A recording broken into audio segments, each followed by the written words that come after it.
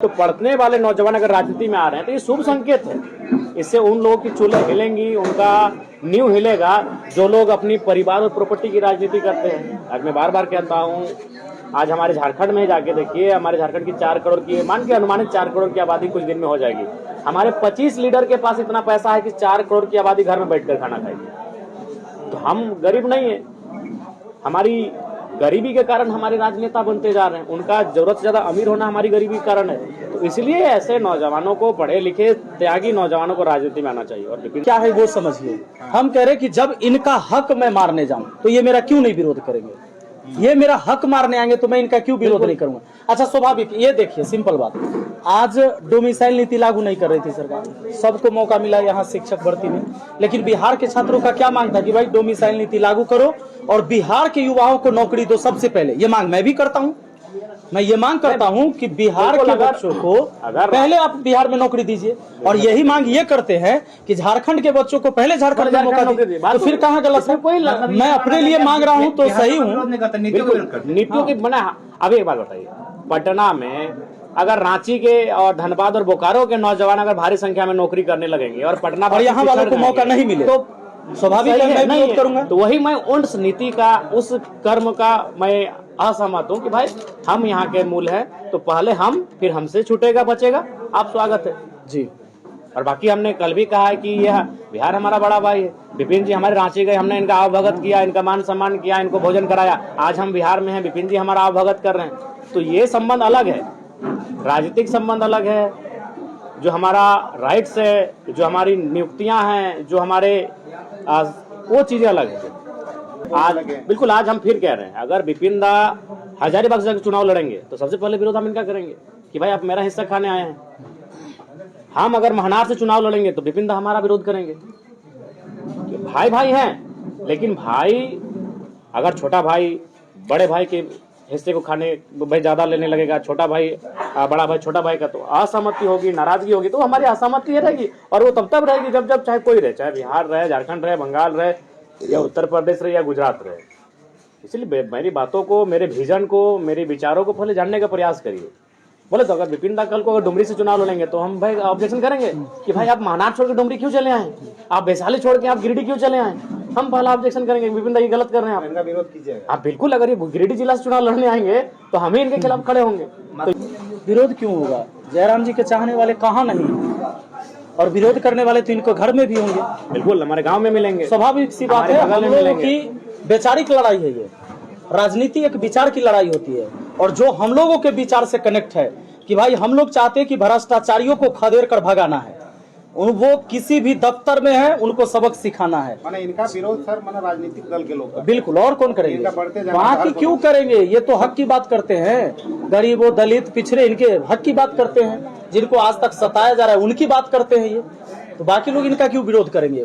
वो विरोध करेंगे जिनको लगता है कि भाई इसके आने से अब तक हम जो गड़बड़ कर रहे थे वो गड़बड़ नहीं कर पाएंगे, वैसे लोग तो विरोध करेंगे जयराम जी का। कर भी रहे। विधायक जी महनार विधानसभा पहुंच चुके हैं, बहुत जोरदार स्वागत हुआ आपका।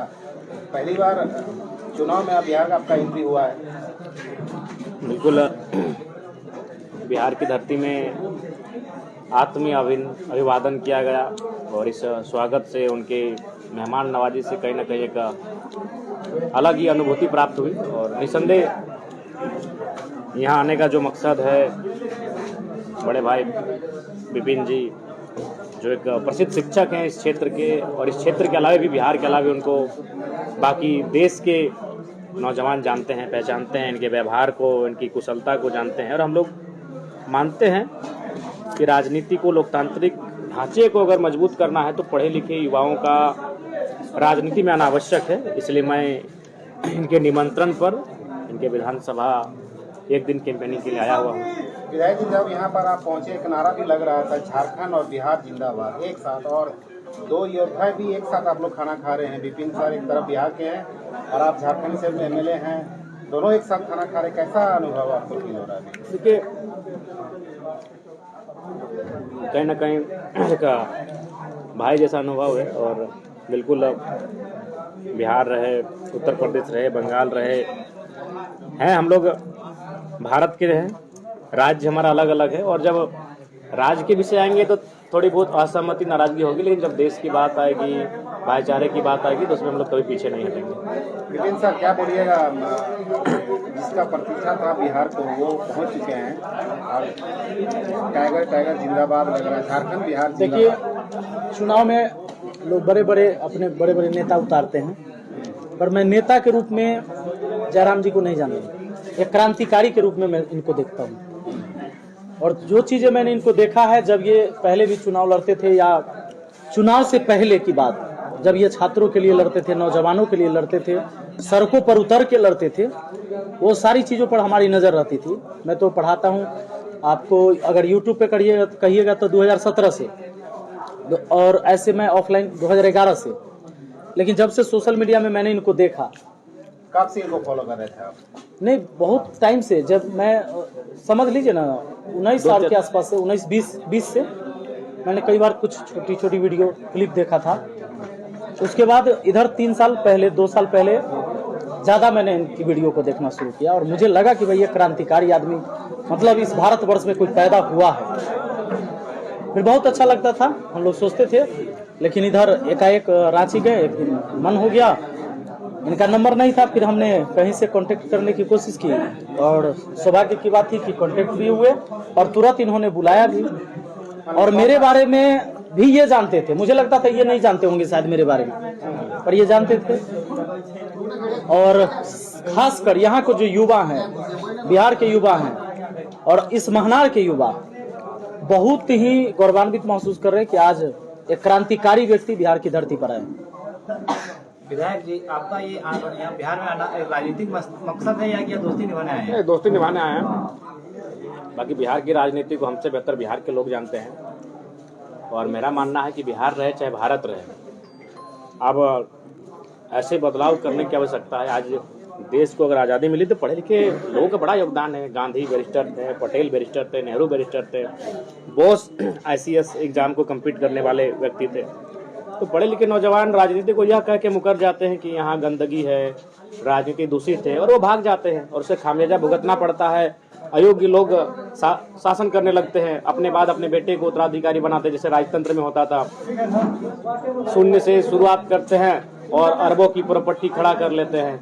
जनता के लिए मूलभूत सुविधाएं नहीं हैं, और वो अपने स्वपुष्ट पे बैठकर कैसे खाएंगे उसकी तैयारी कर लेते हैं। तो इसलिए एक बहुत बड़े मिशन की ओर हमें देखना होगा, तो उसके लिए छोटे छोटे शुरुआत होना चाहिए। अच्छा, एक अभी सोशल मीडिया में चल रहा है कि झारखंड से बिहारियों को बाहर करने वाले बिहार में आप बैठे हैं। देखिए, पहला बात गलत बात है, उस चीज को आप जानिए। आज बिल्कुल आज हम फिर कह रहे हैं, अगर विपिन दा हजारीबाग से चुनाव लड़ेंगे तो सबसे पहले विरोध हम इनका करेंगे कि भाई आप मेरा हिस्सा खाने आए हैं।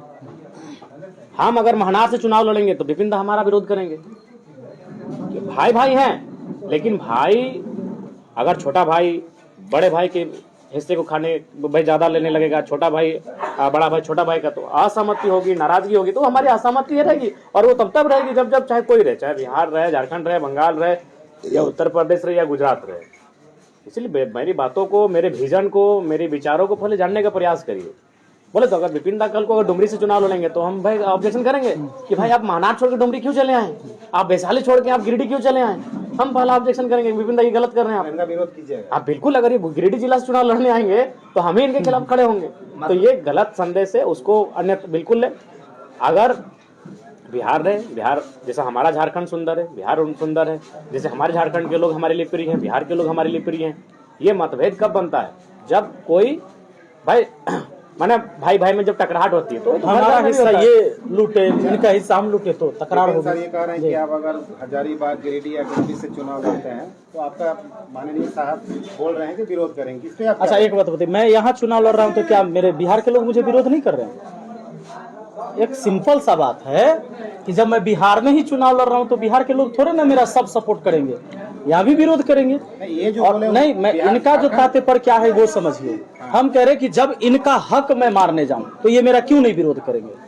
ये मेरा हक मारने आएंगे तो मैं इनका क्यों विरोध नहीं करूंगा? अच्छा, स्वाभाविक, ये देखिए सिंपल बात, आज डोमिसाइल नीति लागू नहीं कर रही थी सरकार, सबको मौका मिला यहाँ शिक्षक भर्ती में, लेकिन बिहार के छात्रों का क्या मांग था कि भाई डोमिसाइल नीति लागू करो और बिहार के युवाओं को नौकरी दो सबसे पहले। ये मांग मैं भी करता हूँ, मैं ये मांग करता हूं कि बिहार बिल्कुल, के अगर- बच्चों को अगर- पहले आप बिहार में नौकरी दीजिए, और यही मांग ये करते हैं कि झारखंड के बच्चों को पहले झारखंड में मौका नौकरी दीजिए। दी। तो फिर कहाँ गलत है? कोई मैं अपने लिए मांग रहा हूं तो सही हूं। विरोध नहीं करते, नीतियों का विरोध करते। नीतियों की बना। अब एक बात बताइए, पटना में अगर रांची के और धनबाद और बोकारो के नौजवान अगर भारी संख्या में नौकरी करने लगेंगे और पटना और यहाँ वालों को मौका नहीं मिले तो स्वाभाविक है मैं विरोध करूंगा। तो वही मैं उस नीति का, उस कर्म का मैं असहमत हूँ कि भाई हम यहाँ के मूल हैं, तो पहले हम, फिर हमसे छूटेगा बचेगा। आप स्वागत है जी।